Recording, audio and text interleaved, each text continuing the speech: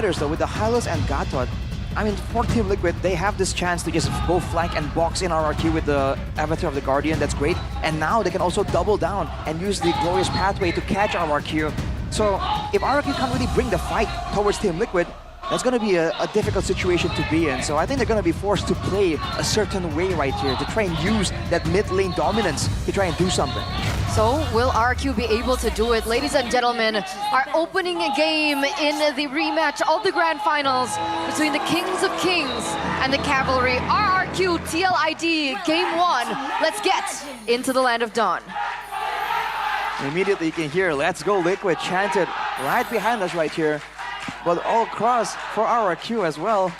Yeah, the fan base have been crazy this season. But in the early game, watch for the mid lane though. Aggression coming in from both teams. Yeah, but Ritz is the one that's taking a lot of damage. Yeah, Hezkiel, first blood.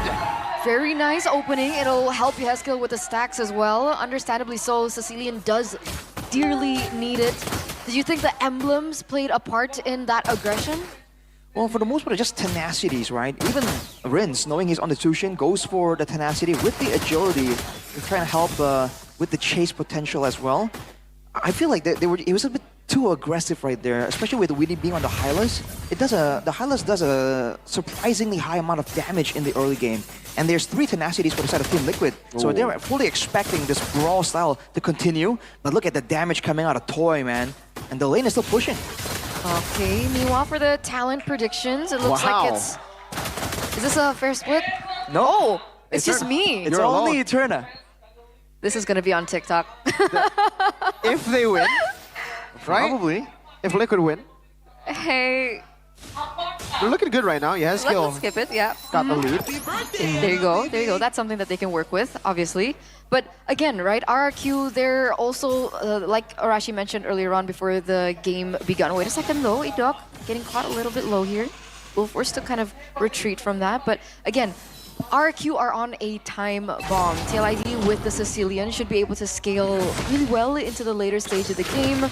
So it feels like RRQ now, I'm wondering whether or not they're gonna try and get this early game, because right now TLID have the better setup on the turtle. Whoa! Hazel walking up, Red Tree win! Man, Fabian got locked down by Tyron. Comes the blades, picking up all the blades there with the help of the Revitalizer. Able to out-sustain that damage coming down now. That's a Sanguine Claws! Yehezkiel punches forward, back again, a flicker from Yehezkiel to get rid of Rins. That's a 2-4-0 trade, ladies and gentlemen. TLID falling quite behind, but with RQ picking up that turtle. Wait a second, Aaron Shiki. Wants a bit more smoke right there. Pull back out though. It's a great start for RRQ to initiate that fight, get the pick off. But afterwards, I feel like they were putting their attention onto the Witty and Iran. And again, especially in this early game, those two are not the targets, man. With 2 Revitalizers, they're gonna sustain for way too long, way too much. So I think RRQ are stuck in a weird spot where they have to dive. They have to go for the other members in the back. Because if they use all their resources on the front, I feel like Team Liquid ID have what it takes to at least control the early game. The mid game, who knows? It'll depend on the gold laner. And it's not going to be as clear-cut and simple, right? Wait a second, RQ. Really picked up, thrown back. Will take a bit of damage there. Hazel, though, a level ahead of Fabian on the Ling. Wants to invade the enemy jungle. No, decides against it. So what's the idea for the Ling right now? Is it going to be more neutral objective-oriented? Is it going to be more kill pressure? I don't think we've seen too much of Hazel's Ling, actually. At least for me personally. So I feel like the possibilities are still up in the air right now. A big value of the Ling is, of course, the mobility, right? So they have an angle to go for some kind of split if they want to. They can go for big team fights as well. I feel like for RRQ, it's going to be very rotation heavy, with mobility being an emphasis. Okay. Very aggressive invade there from Hazel, and he gets out without being punished at all. Here, was that Yehezkiel took it?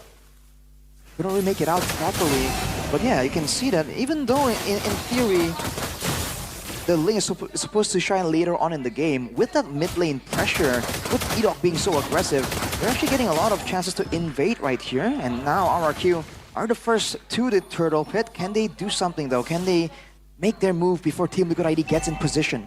I mean, essentially, if Fabian doesn't get caught out earlier on, like Turtle number 1, they should have a fighting chance. Fabian is level 7 too. So that 50-50 retry battle, wait a second, Hazel just secured another level. So it looks like it might be better set up for RRQ right now. Actually, the poke damage coming from Toy is there. Dyron though gets chunked very low. The Hezkiel constantly putting damage down. Curtain call, Witty bursts it down, melted. Even with the tanky HP, Rins though will fall as well. IDOK jumps in, able to go with the shove now. Oh, flickers out to safety. Aaron Shiki jumping in. Hazel wins out the retreat. Oh, comes the Blaze jumping in. Aaron very low. Hazel walks away, gets taunted on the wall. Aran takes him out. That was a perfect taunt.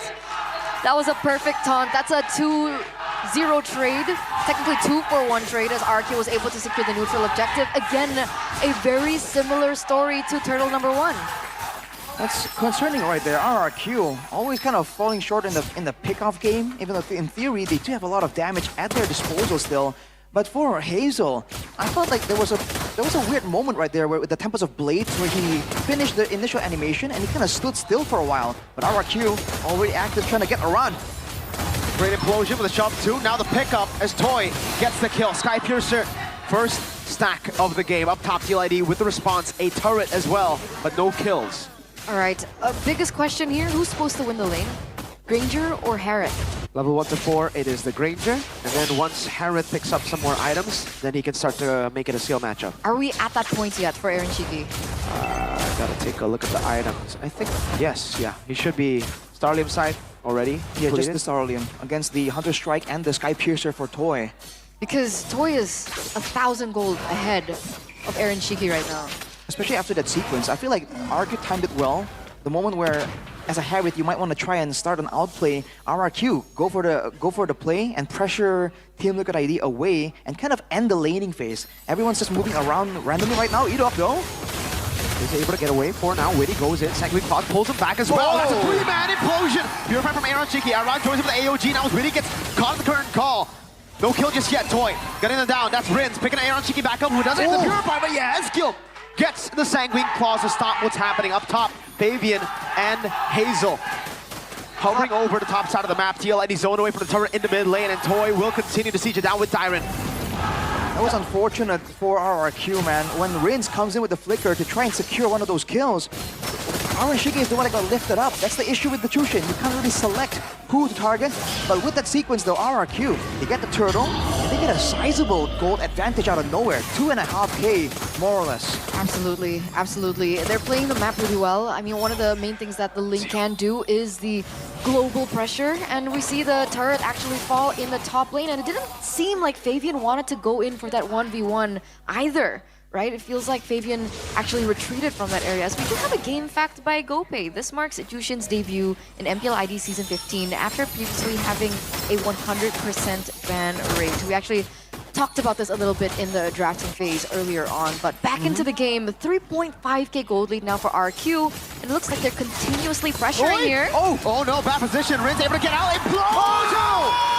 IDOK finds a crazy 7 somehow. Aaron stays alive there, finally gets assassinated by Diamond. Fabian low! Hazel finds him in the back and assassinates him too.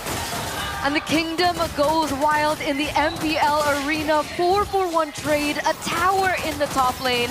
This is looking like a disaster for the Cavalry. He's gonna pop the protection on the top side. They won't be able to get the turret, but what was that? It was looking so even until IDOK just exploded with that implosion. There was 4 members immediately caught in a combo, and RRQ did not waste that opportunity, man. Team Liquid ID now very clearly on the back foot.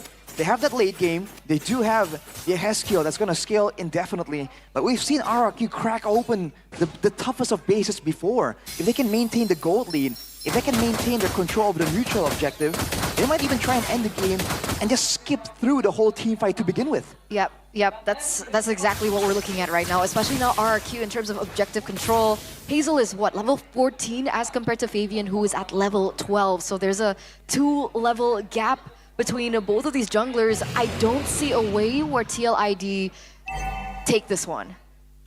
Not right now. I mean, even if they do land an ideal combo, they get the AOG, they get the Glorious Pathway, there's just not enough damage to back it up. Your Hezkiel is only sitting on a glowing one. Look at Aaron Shiki being targeted, but no, Witty Glorious pathway, trying to dodge away. Oh, shoved out of the pathway, picked up by Rins to the shots of Toy. That is a dead horse, put down. This is what happens when you pick a Hylos into a Jushin, and it's not a normal Jushin. This is Rins on one of his secret weapon heroes, and we see exactly the damage that it can impact onto for TLID, and now this Lord is marching in the bottom lane. Can TLID defend this? They only have 2 items in the hands of Aaron Shiki, 3rd on the way, and only 2 on the hands of Sicilian as well. TLID trying to defend right now. Holy defense already proc. Oh, He's winning! Oh, pulled back by Rins! Again for Toy! 144 KDA right now. It's not the best game for Witty on the Hylos, and it doesn't end here. We do see 3 lanes still crashing. Dyron going very aggressively inside. Aaron getting shredded to half HP. IDOK! Again with the implosion! He finds 2, and it is all over. TLID! Only Fabian left to defend. Bottom lane, another base turret up top. Another one goes down. 2 more waves. Witty, glorious pathway to the side. That's Fabian almost burst it down. Witty to be next as well. Fabian jumping back and forth, but Witty will not be able to survive. Toy with a flicker forward to get a double and to end things quick. 11 minutes. 11 minutes and a 10K gold lead for RRQ, the Kings of Kings. Very dominant game, very dominant showing by RRQ to open up this match. What was that, dude? We were talking about the late game possibility. I think this game just broke the record for fastest game of the season. That was 11 minutes and 3 seconds. I think so too. I don't think we've had a 10-minute match. What was 10-minute that, game. dude? We just didn't double check. allow Team Liquid ID to have any response whatsoever. I think our fastest was 11:22. But we